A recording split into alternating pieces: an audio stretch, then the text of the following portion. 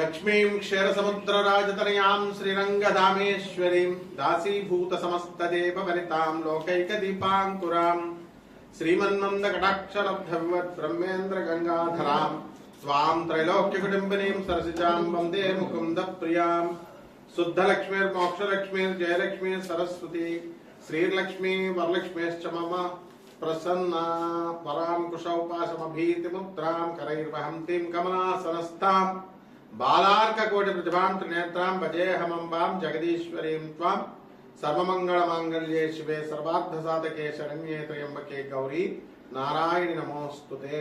ओं श्री दुर्गामणीश्वराभ्यां नमः। విజయవాడ కనకదుర్గాదేవ్యై నమః। మనకి ఇప్పుడు శుక్రమహాదశ, ప్రతి మనిషి కూడా శుక్రమహాదశ కోసం ఎదురు చూస్తూ ఉంటాడు.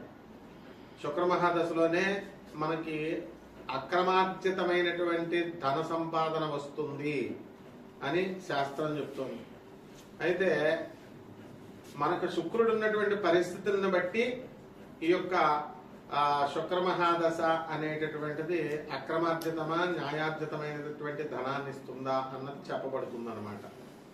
అలాగే ఇప్పుడు ప్రస్తుతము డిసెంబర్ 5, 2025 సంవత్సరం నుంచి ఫిబ్రవరి 1వ తేదీ 2026 సంవత్సరం వరకు కూడా శుక్ర మోఢమి జరుగుతోంది. అంటే మనకి ధనాన్ని ఇచ్చేది, భార్యనిచ్చేది, స్థలాలనిచ్చేది, ఇల్లుల్నిచ్చేది, సుఖ సంతోషాలనిచ్చేటటువంటి ఆ శుక్రుడే బలహీనుడైపోయాడు, అస్తంగత్వగతుడయ్యాడు.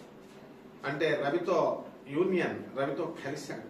కలవడం వల్ల ఏమవుతుందంటే ఈ రవి పెద్ద గ్రహం, చాలా బ్రైటర్ గ్రహం, చాలా లైట్ ఎక్కువ కదండి మనకి.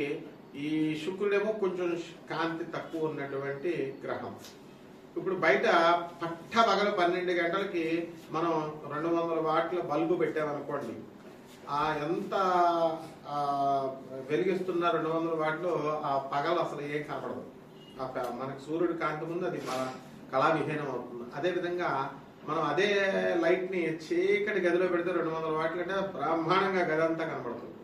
అంటే ఏమైందనమాట, సూర్యకాంతి ఆ యొక్క 200 వాట్ల లైట్ ని లాగేసింది. అదేవిధంగా మనకి ఈ శుక్రమూఢమిలో ఈ రవి ఏం చేస్తాడంటే మొత్తం శుక్రుడి యొక్క ఎనర్జీని, శుక్రుడి యొక్క శక్తిని, శుక్రుడి యొక్క కాంతిని అంతా లాగేసి శుక్రుడిని బలహీనుని చేసేస్తాడు. దాంతో శుక్రుడు ఏమి చేయలేని నిస్సహాయ పరిస్థితిలోకి వచ్చేస్తాడు. ఆయనే నిస్సహాయ పరిస్థితిలోకి వచ్చినప్పుడు మనకేమిస్తాడండి ఆయన? మన ఫ్రెండ్ అప్పడుగుతాం మన ఫ్రెండ్ దగ్గరే డబ్బులు లేవనుకోండి, మనకేమిస్తాడు ఆయన? ఆ విధంగా శుక్రుడు బలహీనమైపోతాడు. కాబట్టి మూఢాల సమయంలో మనము వివాహాలు చేయకూడదు అంటారు. ఎందువల్లంటే ఆ అమ్మాయికి ఆ అబ్బాయికి చూడగానే పరస్పరం ఆకర్షణ కలగాలి, మ్యూచువల్ అట్రాక్షన్ ఉండాలి, ఒకళ్ళ మీద ఒకళ్ళకి పరస్పర గౌరవభావం ఉండాలి. వీడు మొగుడు, నాకు నేను రెస్పెక్ట్ ఇవ్వాలి, గౌరవాన్ని ఇవ్వాలని ఉండాలి. అంతేగాని ఏంట్రా అంటే ఏంటి నువ్వు చెప్పేది నాకు అంటే ఆకర్షణ లేనట్టు అనమాట. అలాగే mutual respect, mutual confidence. Phone ఏదన్నా వచ్చి మాట్లాడుకుంటున్నాడు అనుకోండి, పాపం ఎవరు దేంతో మాట్లాడుతున్నావు అని ఆ అమ్మాయి రోజు అడుగుతుంటే, ఎక్కడికైనా ఆఫీస్ నుంచి లేట్కి వచ్చినా, బయటకు వెళ్ళినా ఇవన్నీ కూడా ఎక్కడికి వచ్చావు, దేంతో ఉన్నావు, దేంతో కులుపుతున్నావు, ఇలాంటి ప్రశ్నలు వేస్తే వాడికి జీవితాంతము కూడా నరకమే. కాబట్టి ఇవన్నీ కూడా ఎప్పుడు జరుగుతాయంటే శుక్ర బలం లేనప్పుడు భార్యే ఇలా అడుగుతా ఉంటది. ఇంకా వాడికి ఎలా కనబడుతుందంటే భార్యే శత్రువు కింద కనబడుతుంది. పోనీ ఏదో కొన్ని రోజులు అడిగితే ఏదో పోన్లే, బయట వాళ్ళు అయితే కొన్ని రోజులు అడుగుతారు ఏదో అనుకోవచ్చు. ప్రతిరోజు, ప్రతి సంవత్సరము, ప్రతి నెల ఇంకా అలా జీవితాంతం ఎత్తుపడుపు మాటలతో వీడు భరించలేక విడాకులకి వెళ్ళిపోతారనమాట, భార్య అయినా భర్త అయినా. ఇదే శుక్రుడు వీక్ గా ఉంటే.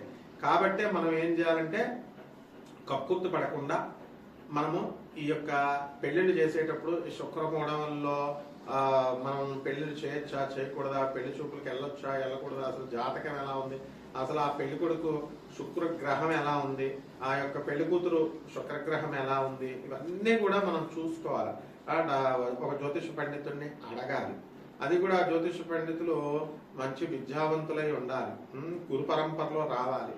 అప్పుడే మనకి కరెక్ట్ గా మనకు చెప్పగలుగుతారు. ఇప్పుడు అందువలన ఇప్పుడు యూట్యూబ్ లో వచ్చే వాళ్ళంతా కూడా ఎవ్వరు కూడా అంత శాస్త్ర పండితులు లేరు. కాబట్టి ఎట్టి పరిస్థితుల్లో కూడా కమర్షియల్ ప్రతి ఒక్కళ్ళకి తెలిసిందే, మీ అందరికీ కూడా. అందువలన మనకి జ్యోతిషం అడగాలంటేనే భయపడేటటువంటి విధానంలో మన భక్తులందరూ కూడా ప్రేక్షకులందరూ ఉండడం, ప్రజలు ఉండడం జరుగుతుంది. కాబట్టి మనం మరి ఏం చేస్తారు, మీరు కూడా డబ్బులు ఇవ్వరు కదమ్మా, ఊరికే జ్యోతిషం ఒకటి, తర్వాత ఈ యొక్క సంగీతం ఒకటి, ఇవన్నీ కళలన్నీ ఫ్రీగా చెప్పాలని అనుకుంటారు. వాళ్ళు గురువు గారి దగ్గర ఫ్రీగా చెప్పించుకోకూడదు, పంతులు గారి దగ్గర ఫ్రీగా చెప్పించుకోకూడదు అనే విషయం మర్చిపోయారు. కాబట్టి వీటి వల్ల శాస్త్రానికి చెడ్డ పేరు. అందువల్ల ఇది కూడా శుక్రదోషమే. అంటే గురువు పట్ల నమ్మకం విపరీతంగా ఉండాలి. అందువల్లనే మోడర్న్ సైన్స్ని, నాసా లైవ్ రిపోర్ట్స్ని బట్టి మనం చూసి జాతకాలు చెప్తాము. అలాగే ప్రాచీన జ్యోతిష శాస్త్ర మా గురుదేవుల యొక్క పరంపర నుంచి మధురకృష్ణోత్సవ శాస్త్రి గారు, మా గురువు గారు అందరూ కూడా, మరి సూర్యశ్రీ సిద్ధాంతి గారు పాలకొల్లు, అలాగే మనకి సుసర్ల దుర్గా ప్రసాద్ గారు రాజమండ్రిలా మంచి గురువులు ఉండేవారు. చల్లా రామగణపతి శాస్త్రి గారు రాజమండ్రి, చల్లా గణపతి శాస్త్రి గారు, అన్నదమ్ములు ఇద్దరు కూడా రాజమండ్రి, వీళ్ళంతా కూడా. ఒక సూర్యశ్రీ సిద్ధాంతి గారు మాత్రం పాలకొల్లు. ఇలా రాలంగి గారు, నేమాని గారు, వీళ్ళంతా మహానుభావులు ఉండేవారు. పెద్దతరం అదంతా వెళ్ళిపోయింది. ఇప్పుడు ఆ పరంపరలో మనకి మోహన్ పబ్లికేషన్స్కి వచ్చి వీళ్ళంతా కూడా పుస్తకాలు కొనడం, వెళ్ళడం, గొల్లపూడికి, రాజమండ్రిలో మాకు ఆ యొక్క సాహచర్యం దొరికింది. దానివల్లే లాస్ట్ 10 years మా మధురకృష్ణ శాస్త్రి గారు ఎంత జ్యోతిష దిగ్గజం అంటే, శకుంతలాదేవి కూడా లాస్ట్ 10 years. తులారాశి అండి, తులారాశి వారికి అందరికీ కూడా ఉద్యోగాలు ఊడిపోయినాయండి బాబు. మీరు చూడండి, కావాల్స్తే కామెంట్స్ లో చూసుకోండి. కావాల్స్తే ఏంటి అంటే, భాగ్యంలోనే గురుడు ఉన్నాడు. ఇది విచిత్రమైనటువంటి సంఘటన. కానీ పాపం చాలా మందికి ఉద్యోగ నష్టాలు, చిన్న ఉద్యోగమైనా పెద్ద ఉద్యోగమే. కారణం ఏమిటి అంటే, గురుడు సరిగ్గా వర్క్ చేయట్లేదు. శుక్రం మూడవ జరుగుతుంది. ఇప్పుడు మనకు కావాల్సింది ఏంటి, శుక్ర అనుగ్రహం కావాలి. శుక్ర అనుగ్రహం కావాలంటే తులారాశి వాళ్ళంతా కూడా చాలా మంది ఎంజాయ్, మోక్షం ఇస్తారని సాక్షాత్తు బ్రహ్మదేవుడి కిందకి దిగొచ్చి తులారాశి వాళ్ళకి చెప్పినా కావాల్స్తే అడగండి, సర్వే చేసుకోండి. నేను చెప్పేది ప్రతిదీ సర్వే చేసే. మాకు వద్దండి మోక్షం, ఇలాగా చక్కగా ఇలాగ ఎంజాయ్ చేయాలి మానవ జన్మక్తి అంటారు. మోక్షం అంటే అంత ఈజీ అనుకుంటారు. ఆ విధంగా పాపం జాలీగా బ్రతికినటువంటి తులారాశి వాళ్ళందరూ కూడా ప్రస్తుతం ఈ సంవత్సరం అంతా కూడా కోర్టుల చుట్టూ తిరుగుతున్నారు.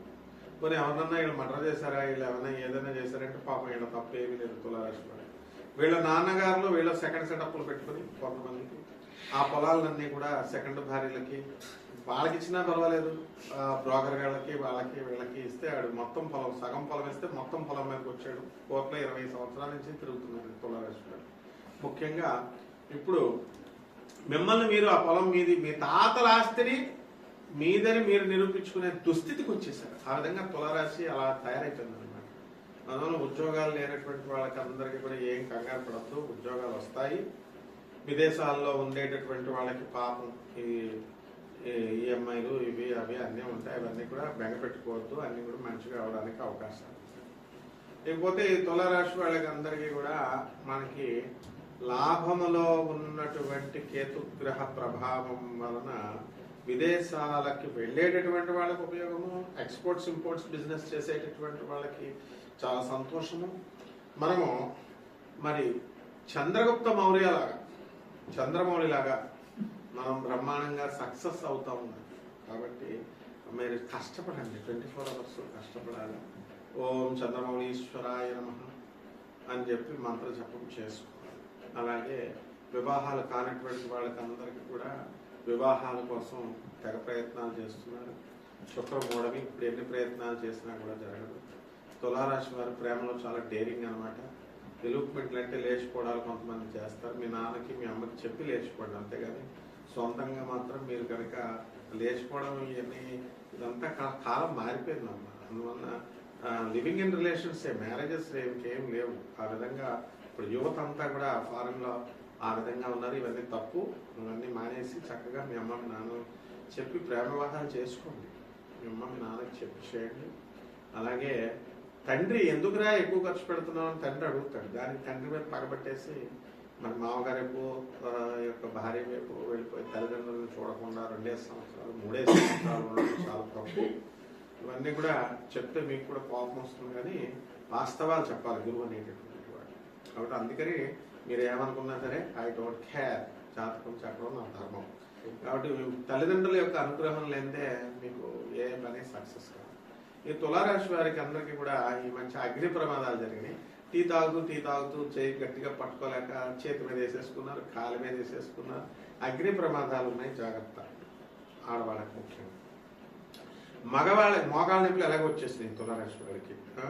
సెకండ్ స్టేజ్, థర్డ్ స్టేజ్కి వచ్చేసారు. నడక గుజరాత్ వాళ్ళకి నడుస్తున్నారు. కాబట్టి ఈ రాశి వారికి అందరికీ కూడా వ్యాపారాలు, కిరాణా వ్యాపారాలు, హోటల్ వ్యాపారాలు, తర్వాత ఈ యొక్క బట్టల షాపులు వ్యాపారాలు, టీ స్టాల్స్ ఇవన్నీ కూడా బాగా చేసుకోండి.